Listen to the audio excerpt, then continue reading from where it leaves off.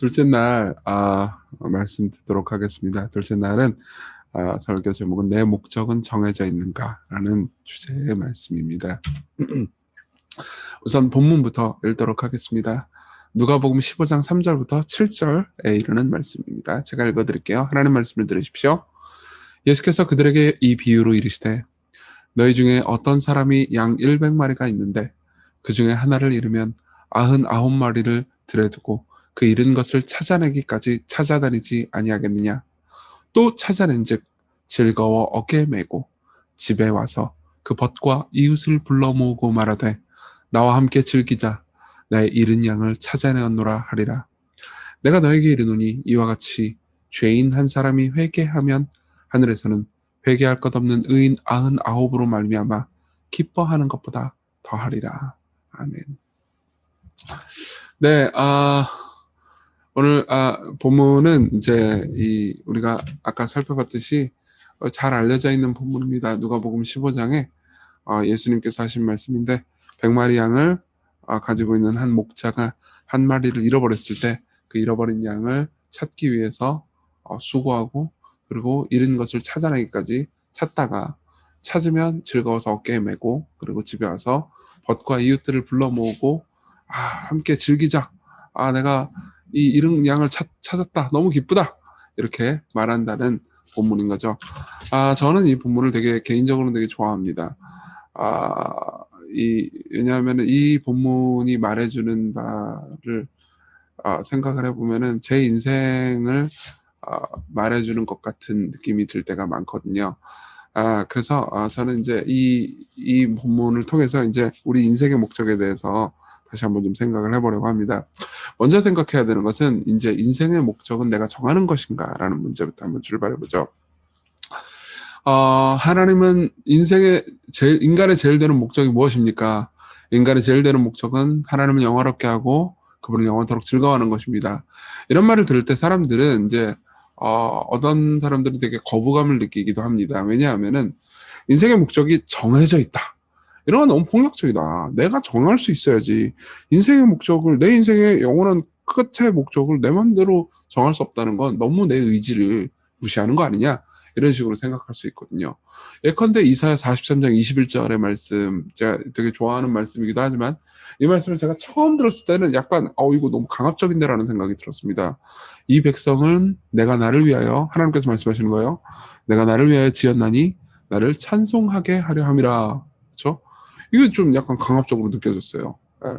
내 인생의 목적을, 내가 왜 지음받은지에 대한 목적을 왜 당신 맘대로 정하냐? 이런 생각이 들기도 했고요. 그리고 한 가지 생각이 더 들었죠. 아니, 왜 되게 자기중심적이다, 하나님은. 아니, 자기 찬양받으려고, 영광받으려고 나를 지었다고?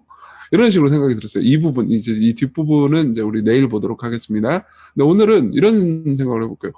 아니, 왜 내 인생의 목적을 내가 못 정하고 하나님이 나한테 정해가지고 이렇게 강요하냐? 이런 생각이 드는 거죠. 다른 본문도 볼까요? 그는 예수님을 가리킵니다. 보이지 아니하는 하나님의 형상이시여 모든 피조물보다 먼저 나신 이시니 만물이 그에게서 창조되되 하늘과 땅에서 보이는 것들과 보이지 않는 것들과 혹은 왕권들이나 주권들이나 통치자들이나 권세들이나 만물이 다 그로 말미암고 그를 위하여 창조되었고. 그렇죠? 예수님을 위해서 우리가 창조됐대요. 그리고 또 이제 고린도전서 10장 31절 전체 본문이죠. 그런즉 너희가 먹든지 마시든지 무엇을 하든지 하나님의 영광을 위하여 하라. 이런 본문도 사실은 이건 좀 강압적이다. 내 인생의 목적을 왜 내가 정하냐? 내가 못 정하냐? 이런 생각이 드는 거죠. 실제로 이제 이 유시민 씨죠. 이제 굉장히 제가 개인적으로는 되게 좋아하는 작가이기도 하고 그렇습니다. 특히 이제 정치적이지 않은 종류의 글들은 되게 글맛이 있죠. 근데 이제 거기 보면은 어떻게 살 것인가라는 책이 있습니다. 거기 보면 이제 이런 이야기가 있어요. 삶의 존엄과 인생의 품격은 스스로 찾아야 한다. 사실 이제 책 전체의 문맥을 통해서 보면 우리 인생의 목적을 우리가 정해야 된다라는 내용입니다. 악당이나 괴물이 되지 않았다고 해서 훌륭한 것은 아니다. 무엇이 되든 무엇을 이루든 자기 결정권 또는 자유의지를 적극적으로 행사해 기쁨과 자부심을 느끼는 인생을 살아야 훌륭하다고 할 수 있다. 나는 그렇게 믿는다. 인생에서 가장 중요한 것은 자기 결정권을 행사하는 일이다. 자기 결정권이란 스스로 설계한 삶을 옳다고 믿는 방식으로 살아가려는 의지이며 권리이다.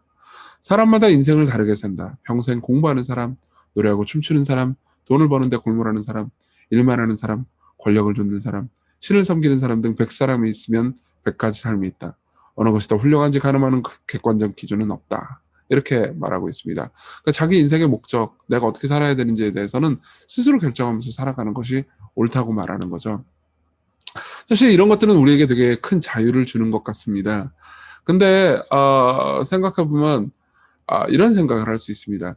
그러니까 내 인생의 목적을 내가 스스로 정한다. 이게 사실은 그 이면에는 어떤 세계관이 있는 셈입니다. 그러니까 나는 어떤 용도를 위해서 지음받은 존재가 아니다라는 거죠. 우리는 보통 그러니까 어떤 거를 우리가 만들잖아요. 그러면 용도가 존재합니다. 제가 시계를 만들었다고 합시다. 그럼 시계를 만들면 시계의 용도가 존재하죠. 얘는 어떤 역할을 하는 거예요? 지금 정확한 시간이 언젠지 나한테 가르쳐주는 역할을 하는 거죠. 근데 그러니까 이제 사실 이 시계가 좋은 시계냐 나쁜 시계냐도 결국 결정이 되는 겁니다. 시계가 시간을 정확하게 잘 가르쳐준다 그럼 좋은 시계겠죠. 근데 이 시계가 막 틀려 막 계속 느리거나 막 너무 빠르거나 그래요. 그래가지고 내가 막 약속 시간에 늦게 하거나 약속 시간에 빠르게 가가지고 추위에 벌벌 떨게 하거나 막 그래요. 그럼 이 시계는 나쁜 시계겠죠, 그렇죠? 그러니까 내가 무언가를 지었다 그러면은 거기에는 목적이 존재하고 그리고 이 시계가 따라하는 목적이 존재하겠죠. 근데 이제 우리가 지음받은 존재가 아니라고 해보세요. 그러면 우리에게는 목적이 없는 거죠. 그렇기 때문에 목적을 누가 정해요? 내가 정해야 되는 겁니다. 실제로 이거는 이제 어떤 의미에서는 유시민 작가 본인이 이제 무신론자이기도 하죠. 유시민 작가는 이제 우리한테 그냥 보편타당한 어떤 그냥 삶에서 자유를 준다라기보다는 어떤 의미에서는요, 자신이 가지고 있는 무신론적 신념을 전도하고 있는 셈입니다. 우리는 지음받은 존재가 아니야. 그렇기 때문에 우리에게는 주어진 목적이라는 건 존재하지 않아. 그럼 우리 삶의 목적을, 우리 삶의 목적 없이 살면 되게 공허하잖아요. 목적 없이 그럼 내가 주어진 게 없으면은 그럼 누가 정해야 돼? 내가 정해야 돼. 그게 품격 있는 좋은 삶이야. 라고 전도를 하는 셈이에요. 이건 실황서적입니다, 여러분. 알고 계십니까? 이 이면에는 제가 아까 말씀드렸듯이 무신론적인 세계관이 존재합니다. 그리고 이건 이제 리처드 도킨스 같은 사람은 이 사람은 이제 아주 유명한 무신론자죠. 생물학자이기도 하고요. 이제 좀 약간 노골적으로 이야기를 하죠. 보세요. 우주는 의도적으로 악하지도 선하지도 않다. 어떤 종류의 의도도 공표하지 않는다. 맹목적인 물리적 힘과 유전적 복제로 이루어진 우주에서 어떤 이는 고통을 받고 어떤 이는 행운을 얻는다. 거기에는 어떤 이유나 암시도 찾아볼 수 없으며 어떠한 정의도 찾을 수 없다. 그러니까 내가 고통을 당했다. 그럼 목적과 의미와 이유가 있는 게 아니에요. 그냥 나는 운이 없었던 거예요. 내가 행운을 얻었다. 그럼 그냥 운이 좋았던 거예요.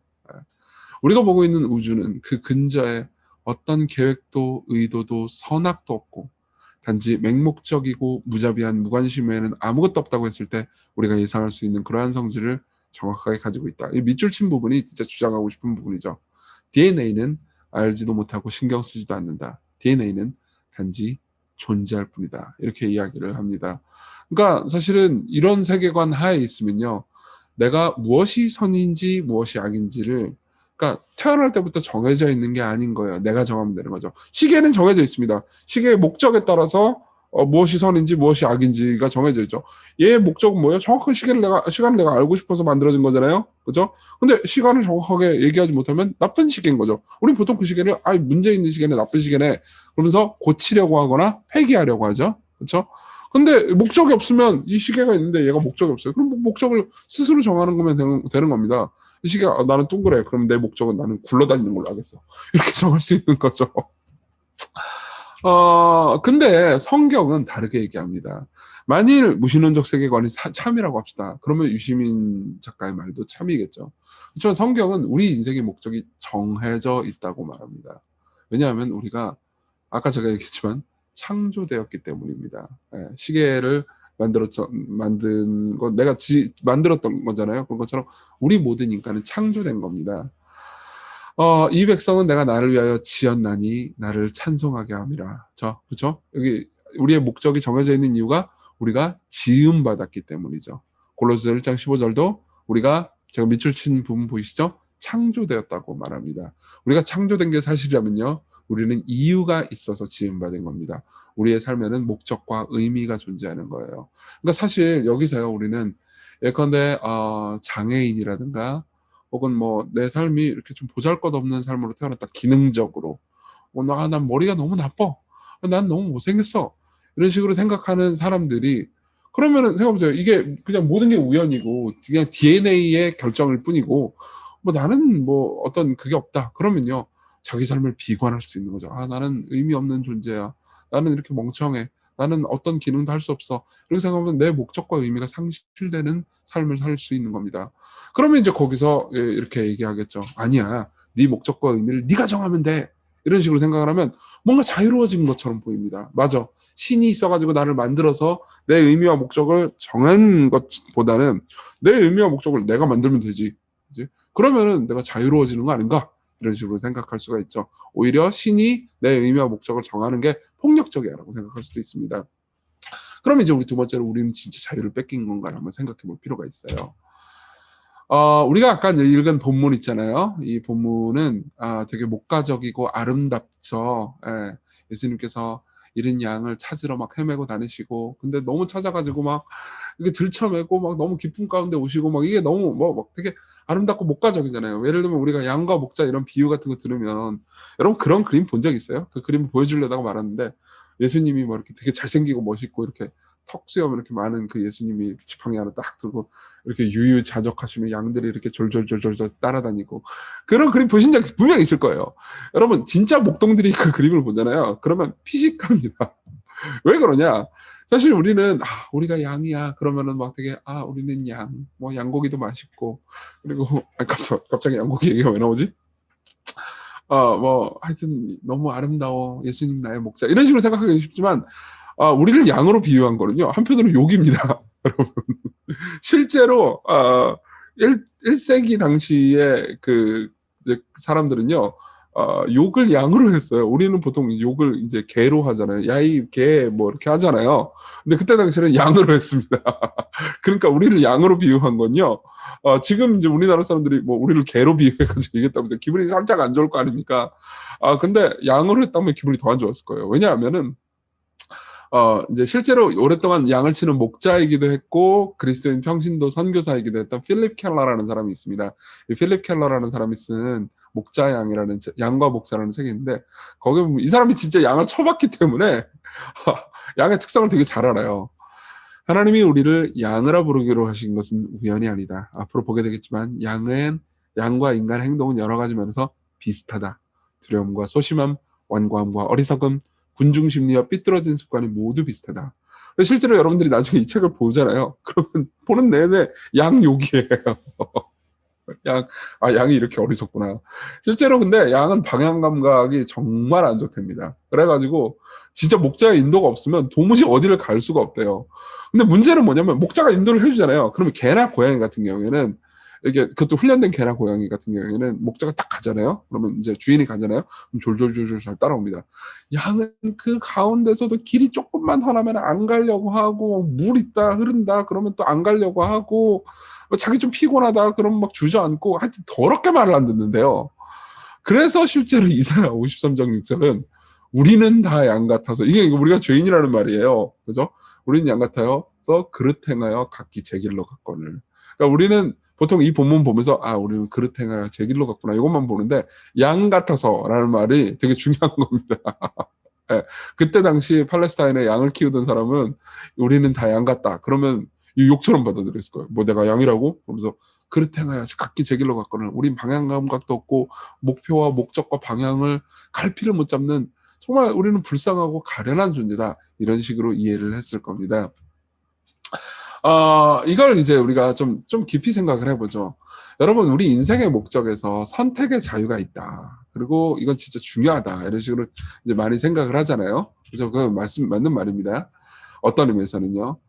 근데 선택의 자유는 때로 우리를 되게 무력화시키기도 합니다. 그 선택의 심리학이라는 책에 보면요, 이제 사회학자 베리 슈워츠라는 사람이 있습니다. 되게 재밌는 얘기를 해드릴게요. 베리 슈워츠가 이제 이 사람이 선택 심리나 뭐 이런 것들을 연구하는 학자인데, 이 사람이 이런 얘기를 해요. 자기가 청바지를 사러 한번 이제 가게에 간 적이 있다고 합시다. 미국에 이제 청바지 스토어 같은 거 되게 많잖아요. 그걸 딱 가가지고 이제 자기 머릿속으로는 청바지 사는데 머릿속으로 생각하는 시간이 10분이에요. 10분 동안 가가지고 청바지 하나 딱 사고 그다음에 뭐 하고 이렇게 해서 짜잖아요. 청바지 사러 딱 점원으로 들어갔대요. 그 청바지 샵으로 들어갔대요. 상점에 갔는데 그냥 평범한 청바지 하나 주세요. 그러니까 점원이 뭐라고 그러냐면 꼭 끼는 것, 무난한 것, 그리고 편안한 것, 헐렁한 것, 아주 헐렁한 것 중에 하나를 고르라는 거예요. 그러니까 이게 갑자기 이제 이 멘붕이 오는 거예요. 저는 이 심정을 정확하게 이해합니다. 그래서 저는 청바지 사러 안 가요. 저는 옷 사는 게 진짜 힘들어요. 그 백화점 하루 종일 돌아다니고 아우 진짜 다리 아프고 그리고 백화점 밖에 빛도 안 들어오잖아요. 그래서 이제 꼭 끼는 것 그래가지고 이제 이 베리 슈워츠가 평범한 거예요. 그러니까 점원이 평범한다, 노멀 이런 거 없다. 여기 중에서 골라라. 그래서 한참 골랐답니다. 그러고 나서 그래요. 이제 좀 편안한 것 이걸 주십시오. 그러니까는 이제 점원이 뭐라 그러냐면은 돌세척, 산세척, 돌세척이라는 게 있대요. 스톤워싱. 저 이게 뭔지 아직도 모르겠어요. 스톤워싱, 애시드워싱, 단추형, 지퍼형, 탈색형, 표준형 중에 하나를 고르래요. 뭐 종류 되게 많잖아요. 뭐 찢어진 청바지, 뭐 어떻게 세척한 청바지, 뭐 청바지를 왜 세척해야 되는지 아직도 모르겠지만 하여튼 종류가 겁내 많잖아요. 또 그 중에 하나를 고르라고 하는 거예요.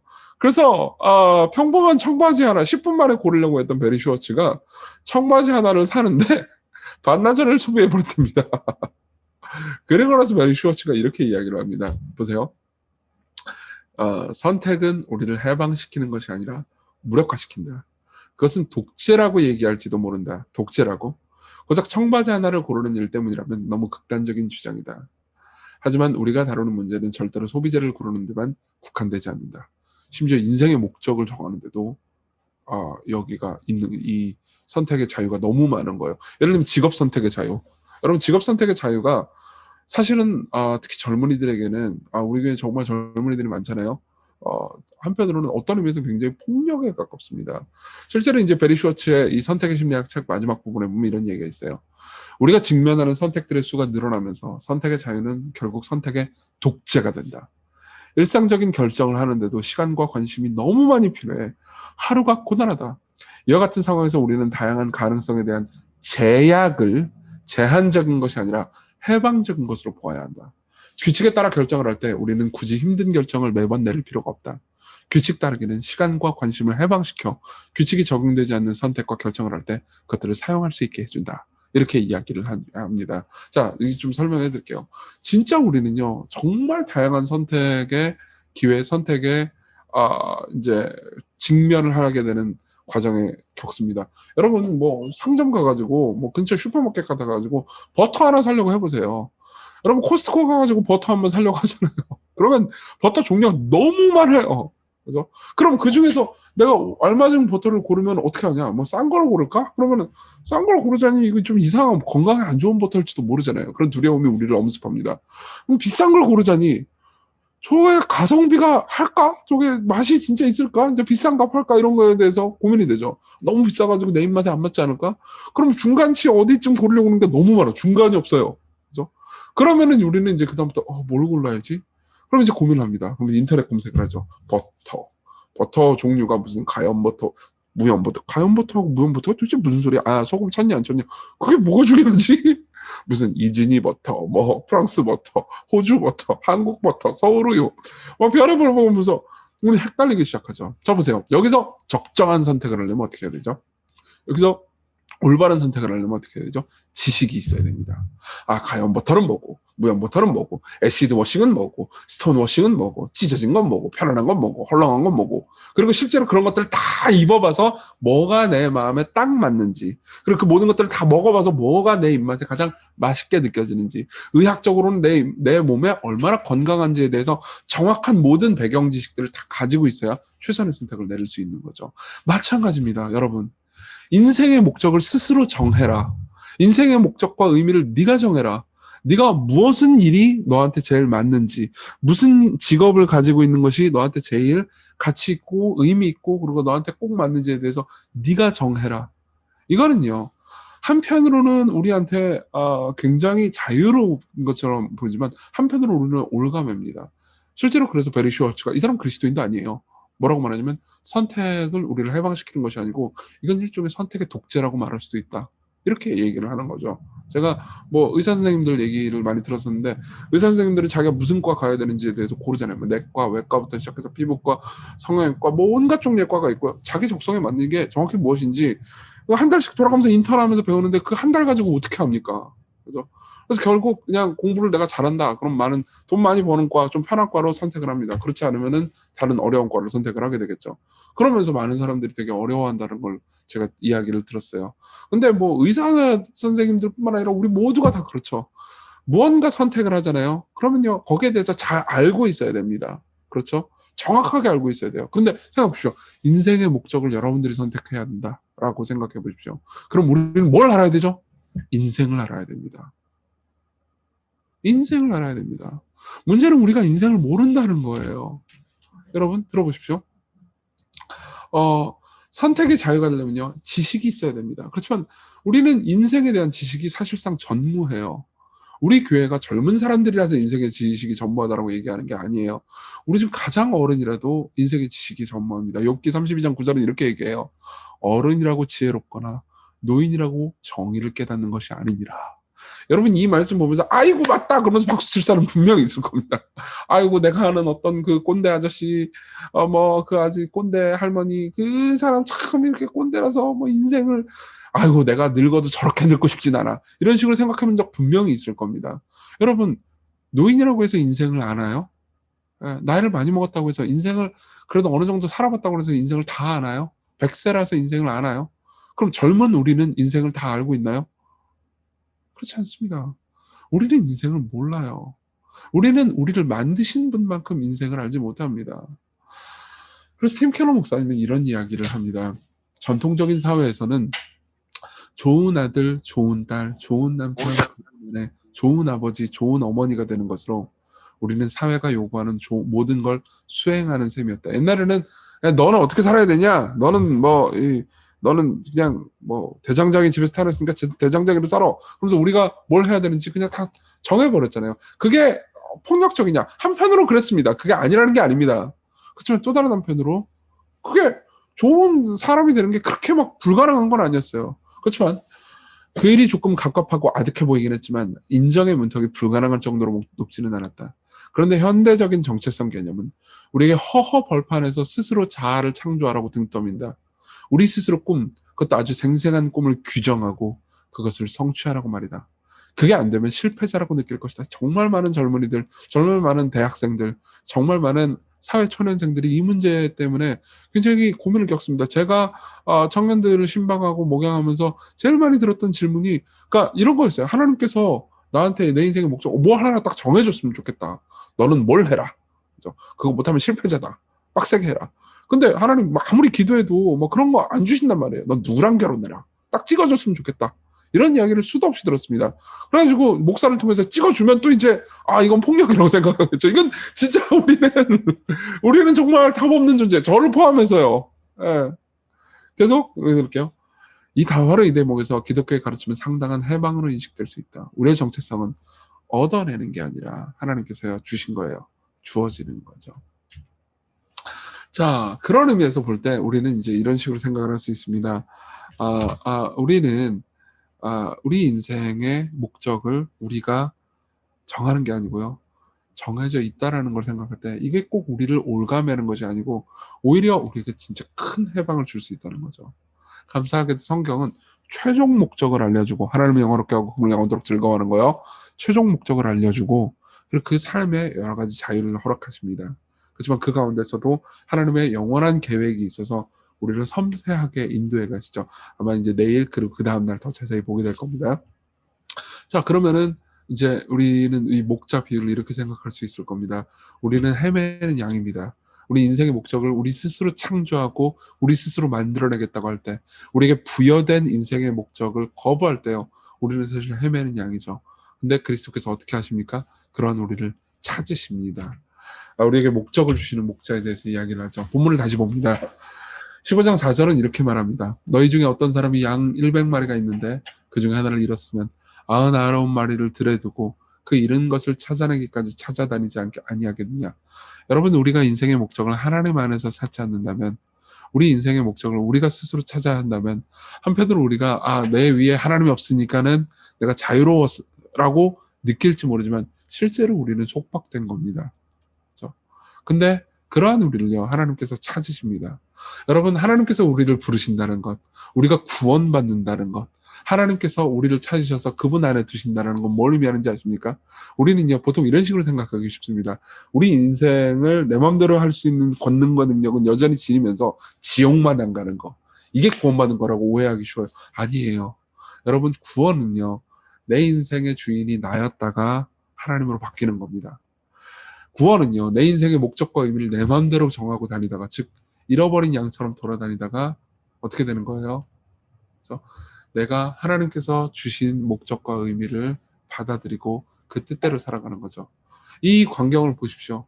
예수께서 찾아낸 즉 즐거워 어깨 메고 그 집에 와서 그 벗과 이웃을 불러 모으고 말하되 나와 함께 즐기자. 나의 잃은 양을 찾아내오노라. 이렇게 얘기하잖아요. 보세요. 우리의 인생의 의미와 목적을 우리가 마음대로 정하다가 하나님께서 정해주신 목적을 우리가 따라가는 거를 성경은 뭐라고 묘사합니까?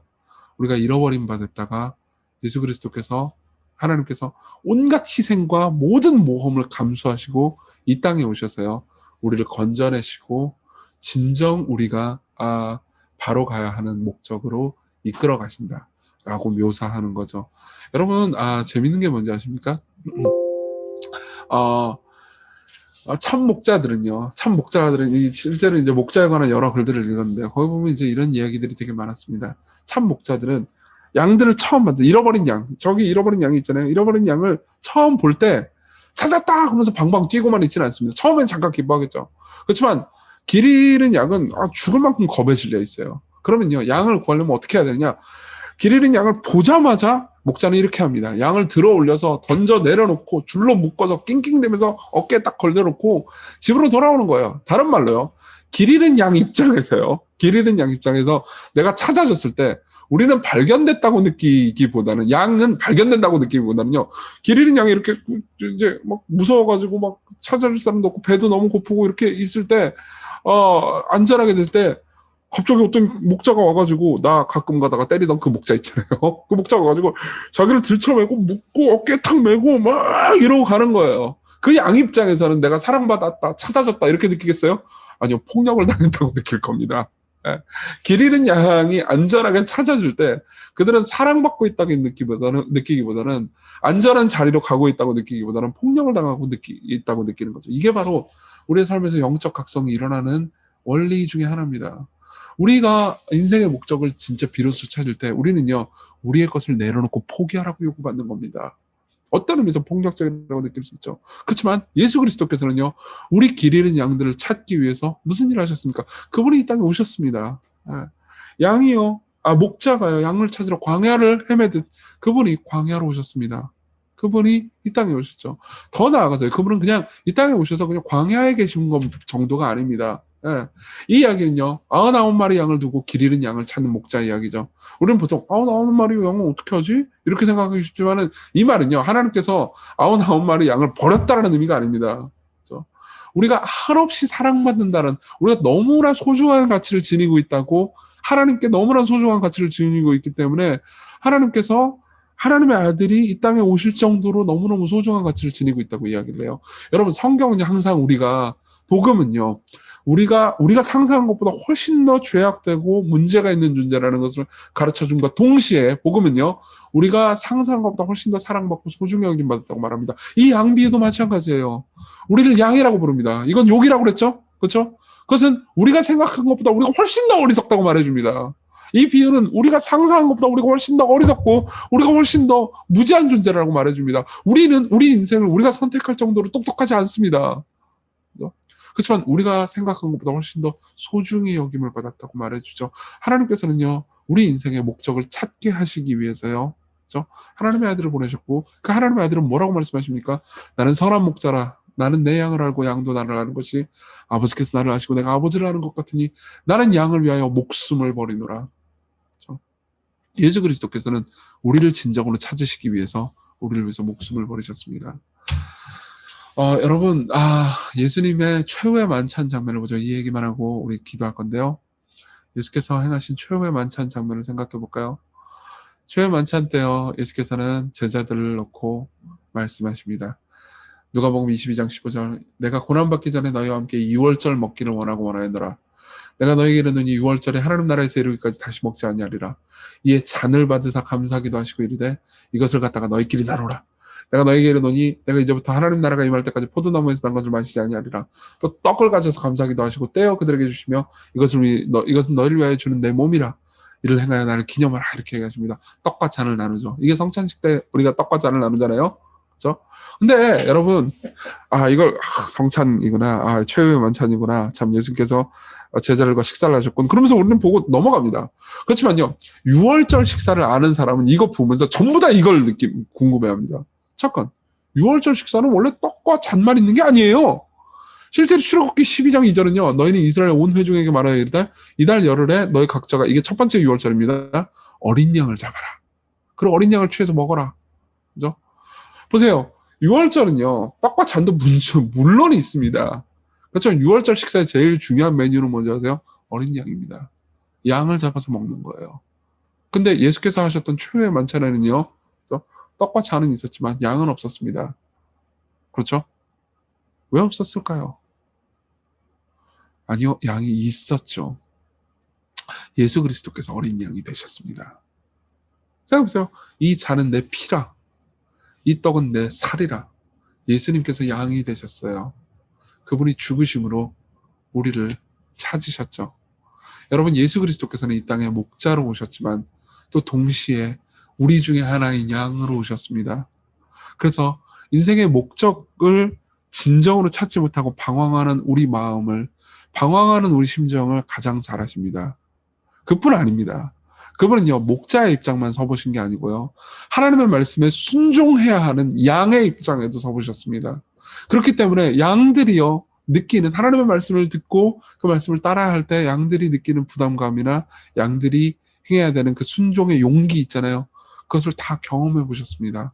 물론 그분은 죄가 없으셨지만 그분 역시 하나님의 말씀을 지키는데 고생을 하셨어야 했고, 겟세마네 동산에서 하나님의 말씀을 따르는 데 있어서 용기를 가지셨어야 했죠. 예수 그리스도께서 여러분들을 찾으셨습니다. 그분이 여러분들에게 목적을 주시는 분입니다. 여러분, 우리는 누구도요, 이 하나님을 보면서 우리에게 목적을 지정해 주는 건 너무 폭력적이야 라고 말할 수 없어요. 그분은요, 그 목적대로 우리를 찾기 위해서 그분 자신이 가장 낮은 곳으로 오셔서, 그리고 그 목적에 순종하는 삶을 우리와 더불어서 사셨거든요. 그렇기 때문에 우리가 그분이 우리에게 주어지는 목적, 그분이 우리에게 주시는 목적을 따라서 살 때 우리가 가장 자유롭고 우리는 가장 진정으로 해방될 수 있습니다.